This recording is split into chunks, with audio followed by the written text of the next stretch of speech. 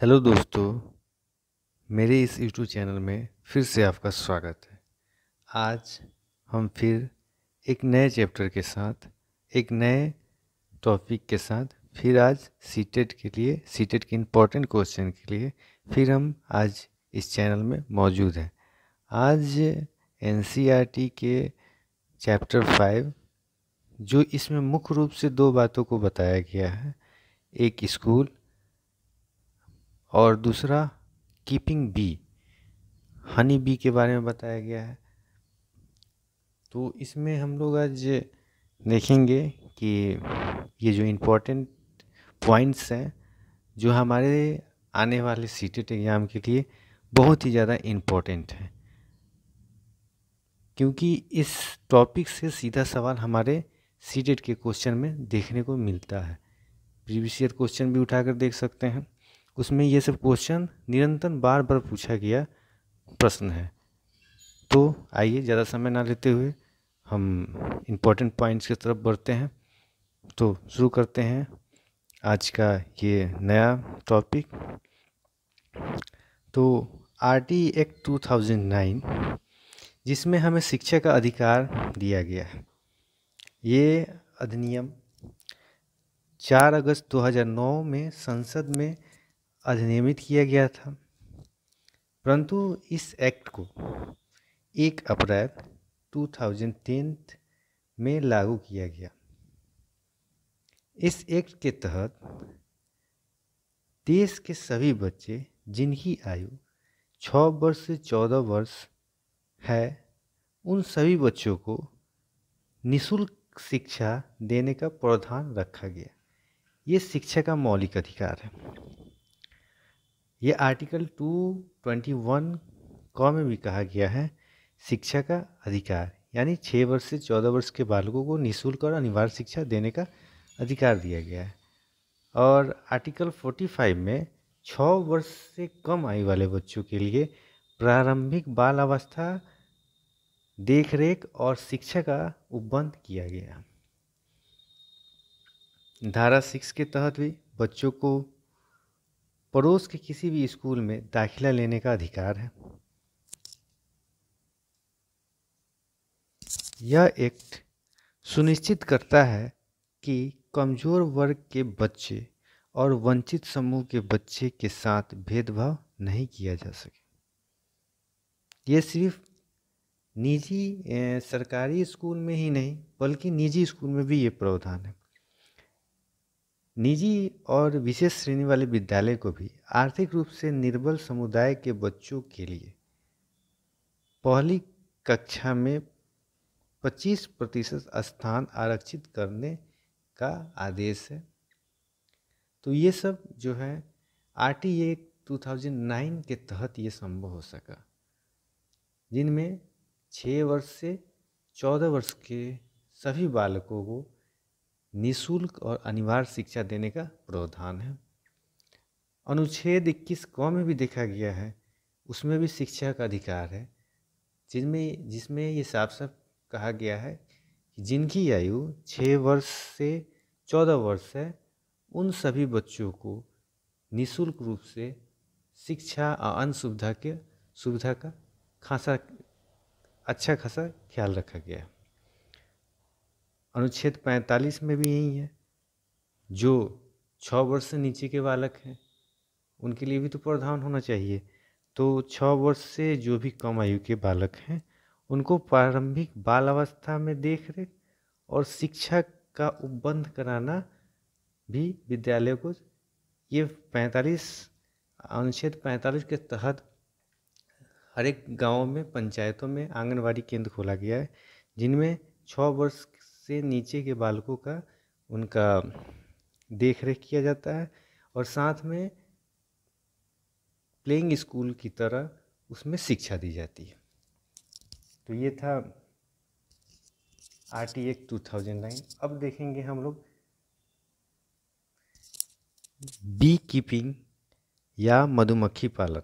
मधुमक्खी पालन को एपी कल्चर कहते हैं या बी कीपिंग कहते हैं।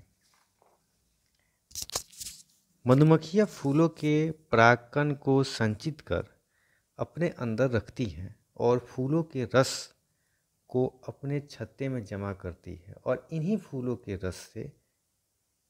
रस को ये शहद में बदल देती है।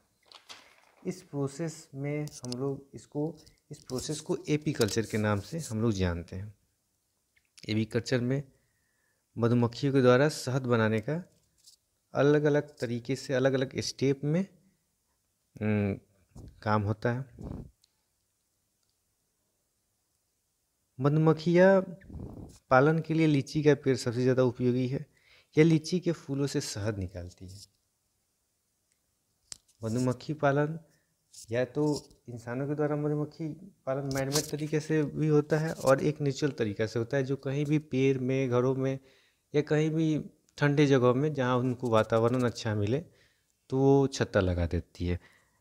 लेकिन एक बहुत ही इम्पोर्टेंट, बहुत ही अच्छा तरीका निकला है जिनमें उनको अपना छत्ता बनाने की ज़रूरत नहीं है। एक मैन मेड तरीका से बना हुआ एक लकड़ी का बॉक्स लिया जाता है जिनकी कीमत 2 से 3 हज़ार के करीब मिलती है। इसमें आर्टिकल छत्ता बना होता है, मतलब उसमें पहले से ही जो छत्ता वो लोग बनाती हैं वो पहले से ही उसमें बना हुआ रहता है और इस छत्ते के होने के कारण उन लोगों को छत्ते बनाने की ज़रूरत नहीं पड़ती है। और ये एक बार यूज करने वाला नहीं, इसको फिर धो धा कर फिर से बराबर दोबारा इसको रीयूज कर सकते हैं। तो इसके लिए पहले इस बक्सों को दवाओं से अच्छी तरह से साफ कर लेते हैं, तब इसमें चीनी और पानी का घोल बनाकर इस बक्से में डालते हैं और जिसकी खुशबू से मधुमक्खी आकर्षित होकर आने लगती है। और ये बक्से ज़्यादातर लीची के पेड़ों के नीचे ही रखा जाता है, जिसमें फूल से नेक्टर निकालती हैं और बक्से में रखती हैं। फूलों से नेक्टर निकालकर और बक्सों में जाके डाल देती है। बहुत फेमस एक जगह है जो हमारे बिहार में एक मुजफ्फरपुर है, जहाँ की लीची बहुत फेमस है। और बेचहा गांव में ये एपीकल्चर का काम बहुत बड़े पैमाने में देखने को मिलता है। शाही लीची यहाँ की फेमस है, बिहार के मुजफ्फरपुर ज़िले में। यहाँ की लीची पूरे देश विदेश में भी भेजी जाती है। यहाँ की लीची से ही बहुत अच्छे शहद, बहुत अच्छी क्वालिटी की शहद बनाई जाती है और ये बनाने का प्रोसेस है। तो मधुमक्खी पालन का जो समय है वो समय है अक्टूबर से दिसंबर। अक्टूबर से दिसंबर का जो समय है मधुमक्खी पालन का सबसे बेस्ट सीजन है। उस समय मधुमक्खी पालन का समय रखा गया है। अब इन मधुमक्खियों में सभी मधुमक्खियाँ शहद नहीं निकालती। कुछ इस तरह का, ये जो पिक्चर में दिया गया है, कुछ इस तरह से एक बक्सा रहता है, जैसा कि आप लोग देख सकते हैं।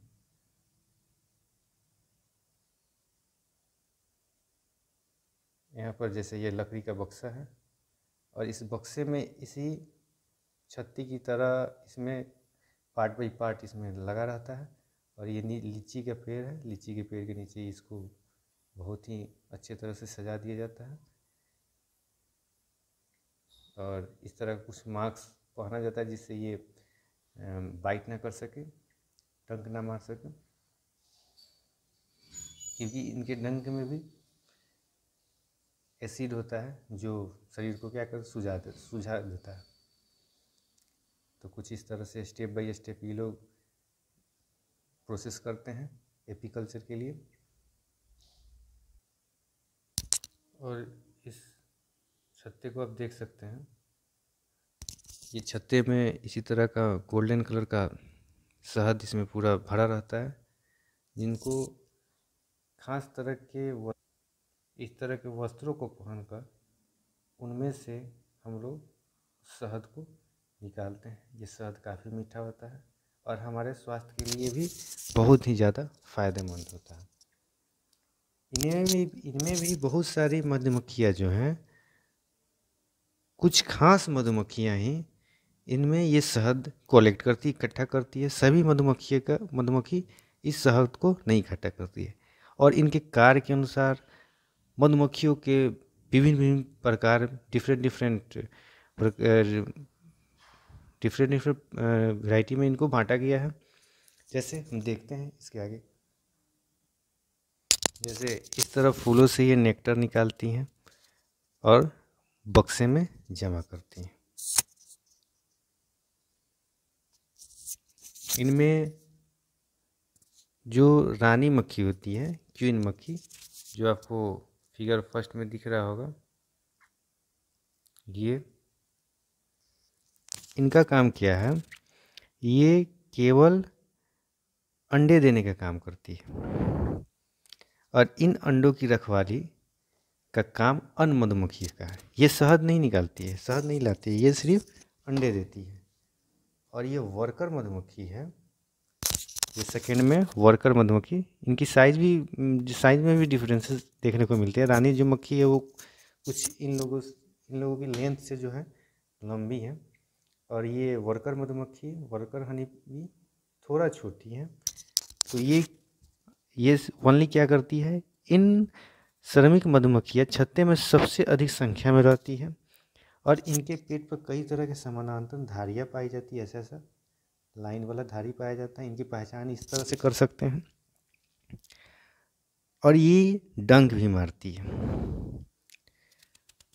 और इनका काम क्या है, छत्तों में रखे शहद की रखवाली करना, फूलों के नेक्टर से शहद बनाना और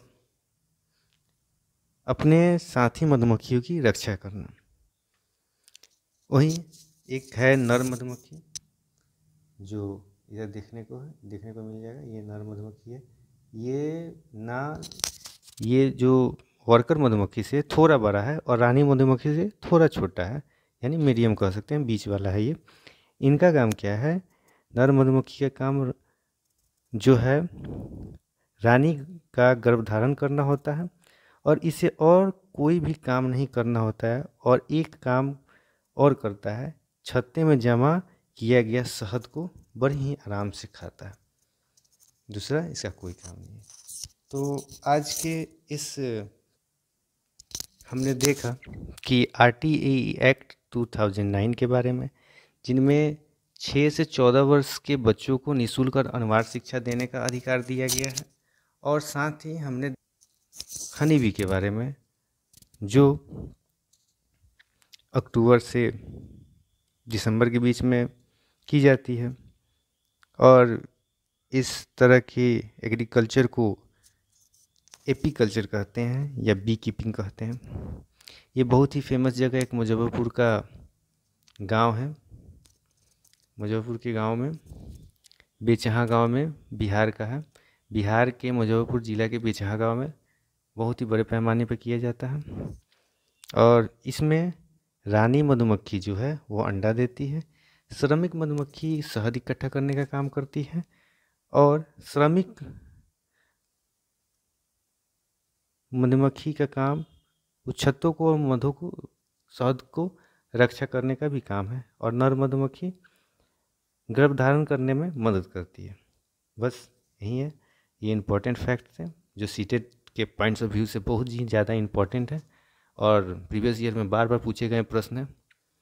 तो आज के लिए इतना ही, फिर मिलते हैं नेक्स्ट टॉपिक के साथ। तब तक के लिए धन्यवाद। Thank you.